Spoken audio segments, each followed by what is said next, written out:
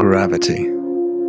It's what keeps us held to the surface of the Earth and provides a sense of up and down. When we venture into space and orbit the Earth or some other world, the force of gravity precisely cancels out with the centrifugal force. The sudden and stark absence of any forces acting upon your body is known as weightlessness. Your body has literally entered a state of perpetual and stomach-churning freefall. Most humans can adapt to this nausea after a few unpleasant hours, but many biological functions of our body are hardwired for gravity thanks to billions of years of evolution here on the Earth. The muscles used for standing, posture, and skeletal support are no longer used and thus atrophy, losing up to 20% of their mass after a week. Astronauts on the International Space Station need to exercise for at least 2 hours every day to combat this muscle loss. But without gravity, our bones also wither, with astronauts losing 1% of their bone mass each month. The breakdown of bone within our body saturates our cells with calcium, leading to dangerous calcification of soft tissues. If we want to live in space for years or decades without severe medical interventions or genetic modification, some form of artificial gravity is going to be needed. In science fiction, artificial gravity is ubiquitous, mostly to save money on special effects. The explanation for this is usually something like gravity plating, a wholly fictional technology. But how could we do this for real? The simplest way to create artificial gravity in the real world is just to accelerate in a straight line. If you were inside a spacecraft that was not just moving but accelerating at 1g, your inertia, which is to say your resistance to motion, causes you to be pushed against the back wall with the same force as that which the Earth pulls you down right now as you watch this video. In fact, Einstein postulated that the effect is so similar that there is no experiment you could possibly do on board that spacecraft to distinguish between being in a gravitational field versus just accelerating. In other words, inertial mass and gravitational mass are equal, something famously known as the equivalence principle in general relativity. This sounds promising, but accelerating at 1g for months, years, or decades would require engines with vastly greater sustainable thrust than any modern space vehicle. The N-star iron thruster is probably the closest example we've ever built of such an engine. NASA's Dawn spacecraft, which visited Vesta and Ceres, used 3 xenon iron thruster engines to sustain a record-breaking constant acceleration of just under 10 millionths of a g. It was an impressive technological feat, but it is a long way off providing useful artificial gravity. Is there any other way of generating artificial gravity then? The only other proven physics to do this is rotation.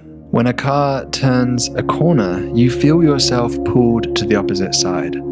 That's the centrifugal force.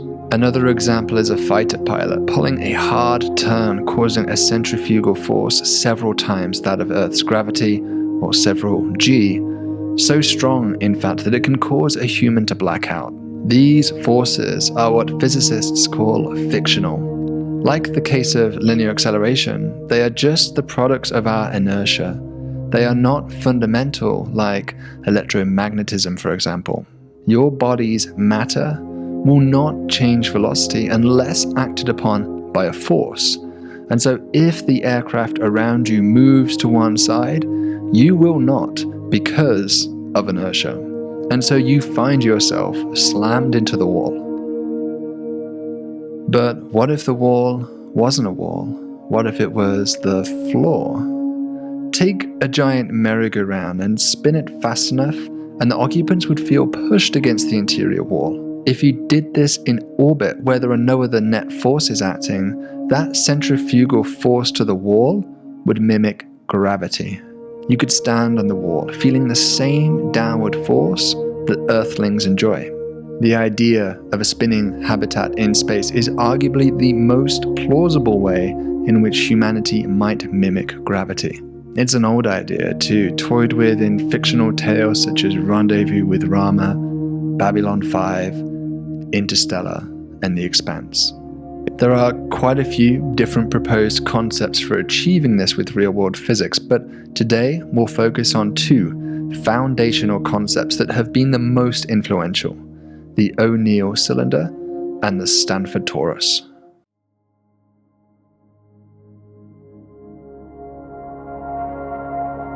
We'll start with the cylinder concept proposed by Princeton physicist Gerard O'Neill.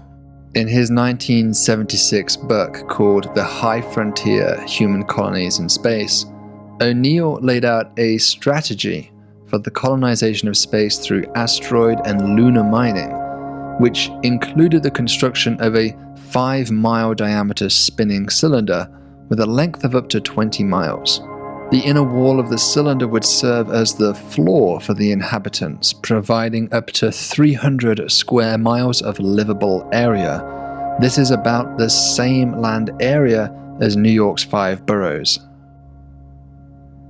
O'Neill wasn't afraid to dream big, describing a habitat for millions of people with a total mass of several billion tons. Today it costs about $20,000 per kilo to launch into low Earth orbit, which means that the dry mass of the cylinder would cost about $100,000 trillion in launch costs alone. That's about 1,000 times the world's current GDP. A more realistic plan would be to build most of the habitat in space through lunar or asteroid mining facilities, which of course necessitates that those industries exist first. Even so, a space-based construct of this scale would be so expensive that likely only the very wealthiest members of society could afford to live above the clouds. You would notice a few things that are quite different on board. Tilt your head up and you could see the curvature of the cylinder and even see your cohabitants hanging upside down above you. Air pressure and gravity might be reduced compared to that of the Earth in order to save upon the cost of spinning up the cylinder and material strength for the walls. And the artificial gravity generated by rotation would depend on your altitude. As you ascend towards the cylinder's rotational axis, the gravity would drop off until eventually reaching zero, perhaps giving you the chance to enjoy low-gravity sports near the axis.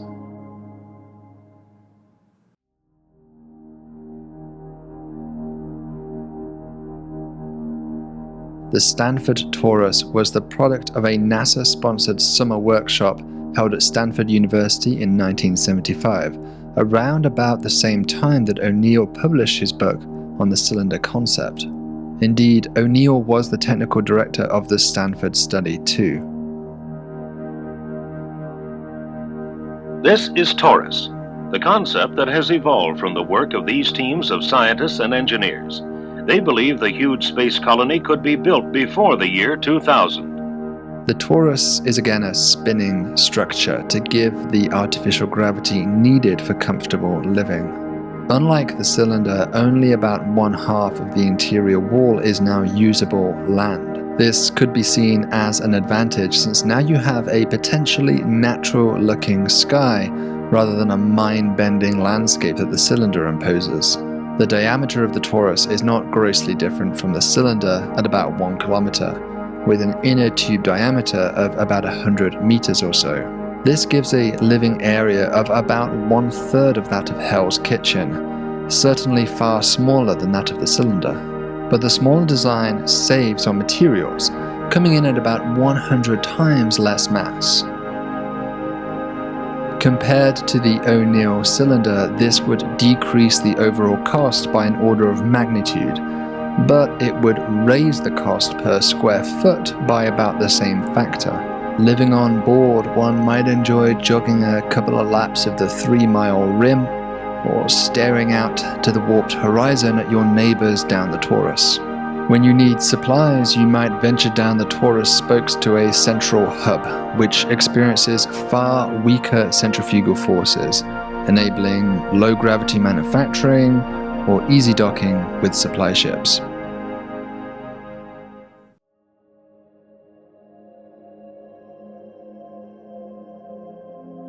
When we retrospectively look at these designs, they sadly remain as fantastical today as they did during their inception in the 1970s. Although we have access to better materials and reduced launch costs, the sheer size of these structures means that they are far beyond our economic capabilities, or indeed our collective will in the foreseeable future. So why are both of these structures so large? Could we build a much smaller rotating structure today? Enough for a few astronauts maybe, just to demonstrate a working example of artificial gravity. Putting aside the issue of shape, cylinder or torus, an architect has two basic dials that they can control in designing a centrifugal artificial gravity structure. These are the rate of rotation, omega, and the radius of rotation, r. Clearly, to reduce cost, we would like to use the smallest r possible, since surface area and thus cost should scale roughly linearly with this term. As we make r smaller, we need to spin the habitat faster in order to recreate the required gravity. This is because the centripetal acceleration equals r multiplied by omega squared. Thus, making the habitat 4 times smaller in diameter requires a spin rate twice as fast. Even ignoring the effect on human occupants, rapid spin rates are generally non-desirable, since they make docking with the station more challenging and require more energy to enter and exit the rotational frame. This raises the possibility of humans living in reduced gravity, perhaps equal to that of Mars or even the Moon. Research by Harris et al. Has shown that accelerations below lunar, about 1/6 of a g, make it difficult for humans to have a sense of up and down and remain balanced. So this is likely to be a good lower limit. On the other side, anything above 1g is generally uncomfortable for humans, with 4g leading to complete blackout, for example. So putting these together gives us the following comfort zone for possible combinations of r and omega. Although a small rotational radius reduces the costs, it also diminishes the usable living space and even headspace on board. Clearly, radii less than typical human heights would be a poor choice, causing the inhabitants to constantly crouch and experience no downward force in their heads, but strong forces at their feet. In other words, they'd experience a tidal force of 1g. There isn't much research about how much tidal acceleration humans find comfortable, but a reasonable guess might be an order of magnitude less tidal acceleration than centripetal, which would constrain r to be at least 17 meters for average human height.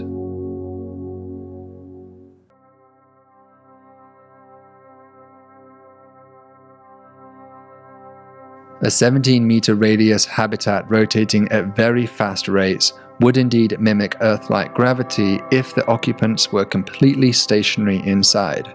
But any movement inside and they would feel an additional force that we do not notice here on the Earth, the Coriolis effect.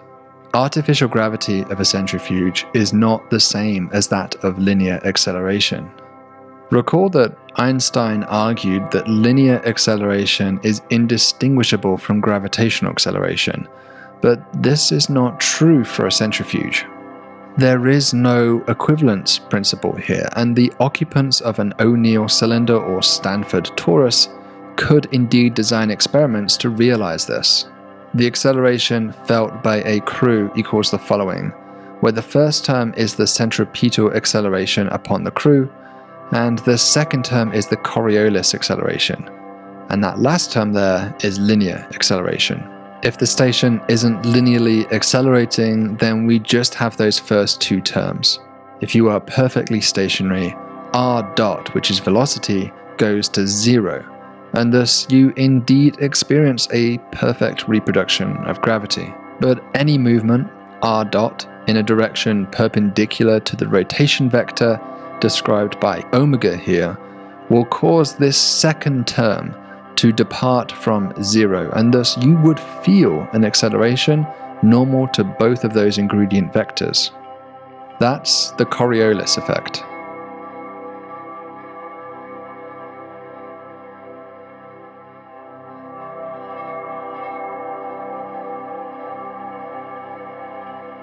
Like the centrifugal force, this is what physicists would refer to as a fictional force, purely a product of living in a rotating frame of reference.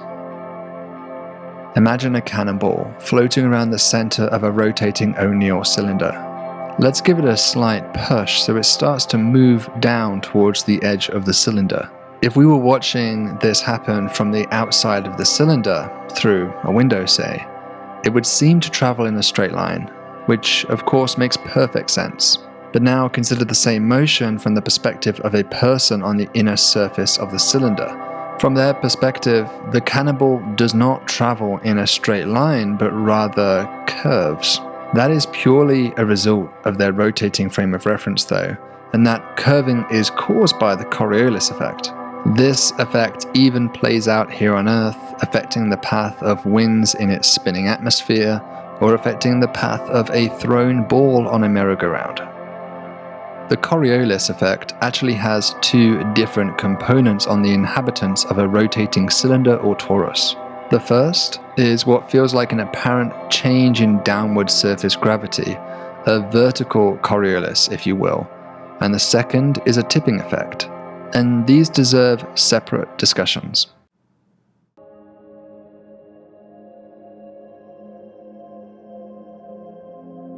The direction of the Coriolis acceleration depends on the direction in which you move and the direction of the rotational axis, which is presumably fixed. More specifically, the Coriolis acceleration equals the cross product of your velocity vector and the habitat's rotation vector, meaning that it always pushes in a direction perpendicular to both vectors. So what does this mean? Well, consider inside the habitat, you have three directions of possible motion. If you move along the same direction as the rotation axis, you would feel no Coriolis effect at all. So, traveling hundreds of meters from one end of an O'Neill cylinder to the other is perfectly safe.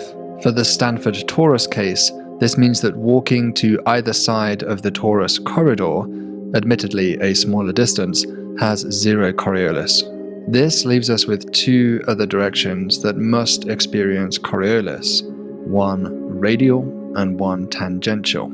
The tangential direction is probably the least concerning and leads to an apparent change in downward gravity. For example, if you walk along the O'Neill cylinder in a prograde sense, you effectively increase your overall rate of rotation, pushing you down harder into the floor and making you feel heavier. Walking retrograde does the opposite and causes you to lose weight.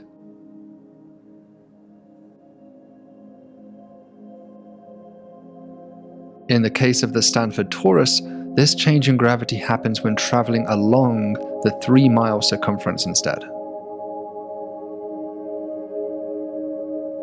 Now, if we want to downsize these designs, the question becomes how much change in surface gravity is comfortable.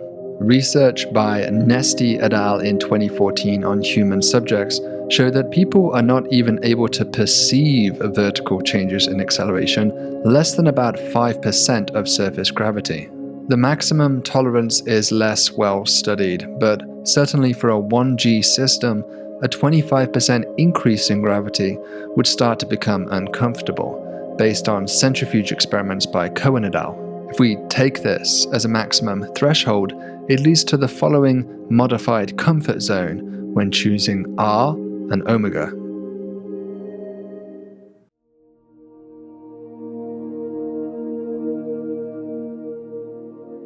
With motion along the rotational axis and tangential direction discussed, let's finally turn to the issue of radial motion. In both the cylinder and torus, or indeed any centrifugal system for artificial gravity, this equates to the act of jumping up and down, or equivalently ascending and descending to different decks. During these actions, there is a slight change in the centripetal force itself, But by far the most destabilizing aspect for human occupants would be a tipping effect caused by the Coriolis acceleration. Dr. Theodore Hall developed a nice way to visualize this by imagining dropping or throwing a ball vertically.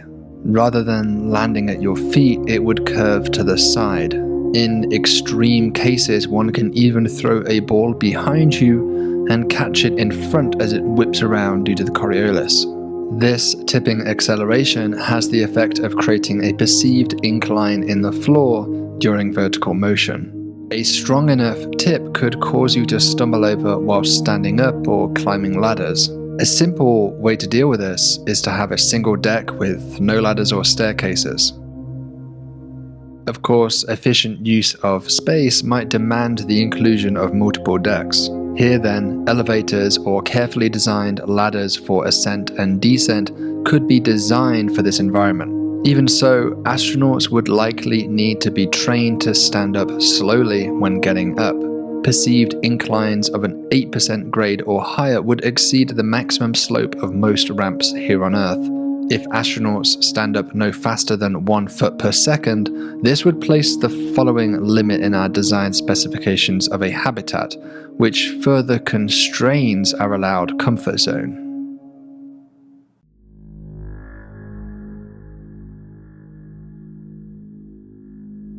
Coriolis isn't just a problem for climbing ladders or standing up. It affects your balance, even by turning your head from side to side. When you do this, the inertia of the vestibular fluid inside your inner ear causes a slight delay between the motion of your head and the fluid within it. The fluid is then pushed back into place by pressure, causing movement of sensory hair cells within the ear. Now, if we do this on board a rotating spacecraft, moving your head in one direction would lead to an increased downward force versus the other. That would slightly change the distribution of fluid inside the semicircular canals. This differential gravity may confuse our vestibular system and create a sense of nausea and sickness. The fluid itself also undergoes a small amount of vertical motion and thus would be pushed to one side by the tipping Coriolis effect. This raises the question as to how fast a rotation can we cope with before this becomes a problem and occupants experience nausea. In most proposals of rotating habitat, it is these effects of the Coriolis on the vestibular system, sometimes called Canal Sickness, which most strongly constrain the engineering design. These studies usually cite experiments on human subjects conducted here on Earth using slowly rotating rooms. A variety of studies come to agreement that at rotation rates below 1 or 2 revolutions per minute, subjects are able to complete complex tasks over prolonged periods. But above this spin rate, it takes humans days to adapt, and beyond 6 RPM, people struggle to ever adapt. These experiments guided the design of the Stanford Torus, which aims to rotate at 1 revolution per minute in order to avoid canal sickness. But to recreate 1 G of centrifugal force at just 1 RPM demands a very large radius, almost a kilometer. Using this 1 RPM or slower constraint, we can see that the comfort zone is greatly diminished, and now it becomes clear why previously proposed rotational habitats need to be so vast and thus expensive. But it's important to remember that these experiments do not recreate the environment of a space station because they cannot remove the Earth's gravity. Typically, the rotation chamber is oriented such that the spin axis is aligned with the Earth's gravitational field lines. The rotation rates are slow enough that the centripetal force is small, and your sense of down comes from the Earth's gravity, not the centrifuge itself. This change in orientation, chosen in order to accommodate the Earth's gravity, means that the Coriolis accelerations act in perpendicular directions to that experienced by the crew of a rotating spacecraft. So, imagine walking around the floor or moving your head from side to side, both of which are lateral motions. In an O'Neill cylinder, the Coriolis accelerations act up and down during these activities, slightly affecting the apparent strength of gravity. In contrast, for the rotation chambers used on Earth, those same movements lead to a tipping Coriolis acceleration, trying to knock you over to one side. A study by Grabiel et al. Using this exact setup finds that at 10 RPM, even experienced test pilots are not able to adapt. At this rotation rate, walking across the room causes a tipping Coriolis acceleration of 0.3 g, making you feel like you're walking a 30% grade slope. What's more, if the rotation chamber subjects jump up and down or stand up sharply, they would feel no Coriolis effect at all, because that is oriented with the centrifuge's rotation axis. This is again in stark contrast to the case of a rotational habitat in space. In conclusion, the Earth-based rotation chamber experiments may be simulating a harsher environment than that experienced by our prospective astronauts, or indeed at the very least, a very different environment. Simple lateral motions of the head and body should not result in tipping forces, but this is generally what is happening in these types of experiments. This is important because in comparing lateral and vertical accelerations, Nesti et al. Found that humans have a higher sensitivity to horizontal accelerations than vertical ones. So these slow rotation room experiments are certainly worthwhile, but an upper safety limit of 6 RPM may be overly conservative. This is very important, because if humans can tolerate Coriolis accelerations at rotation rates of 10 RPM or higher, then Coriolis forces no longer become a design limiting factor, and much smaller, feasible artificial gravity systems could be conceived. For these reasons, let's be optimistic and assume that humans can plausibly cope with 6 RPM environments, which gives us our final comfort zone as depicted here.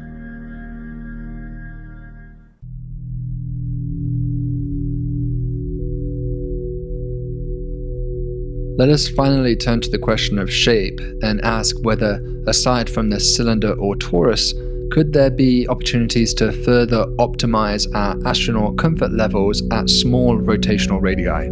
Recall that when astronauts move along the rotational axis, they experience no Coriolis effect. Accordingly, one might be tempted to design a train-like carriage hanging off a tether connected to a counterweight. As the carriage spins, the occupants are pushed to the floor in their quasi-one-dimensional habitat simulating gravity. Such a design aims to provide the least exposure to Coriolis accelerations. But Coriolis is not the only thing we need to worry about in designing a safe environment. If this train were too long and thus massive, the rotation axis is no longer the primary axis of rotation, but instead becomes the intermediate axis. Rotation about such an axis is unstable and subject to violent tumbling, as demonstrated on board the ISS with this T-handle experiment.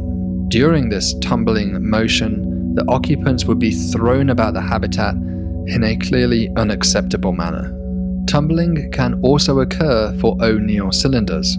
A cylinder has 2 principal axes of rotation, one along the length of the cylinder shown here in blue and another perpendicular to the ends shown here in red. O'Neill rotates his cylinder about the blue axis, but that's actually the smaller principal axis of rotation. Any slight disturbance to the distribution of mass inside the cylinder, such as people moving around inside, could lead to tumbling due to the rotational instability imposed. One could imagine pumping water around the cylinder to redistribute mass accordingly, using thrusters or reaction wheels to correct for any perturbations, or even using a second cylinder next door which counter-rotates. And that's actually the idea that O'Neill originally envisaged. Finally, it's worth noting that for the Stanford Torus, things are much simpler, since rotation actually occurs now around the primary axis, and thus the structure should be far more stable.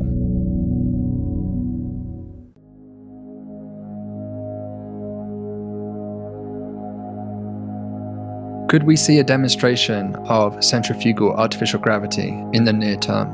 The ISS offers perhaps our best hope, being a permanent station for space experiments.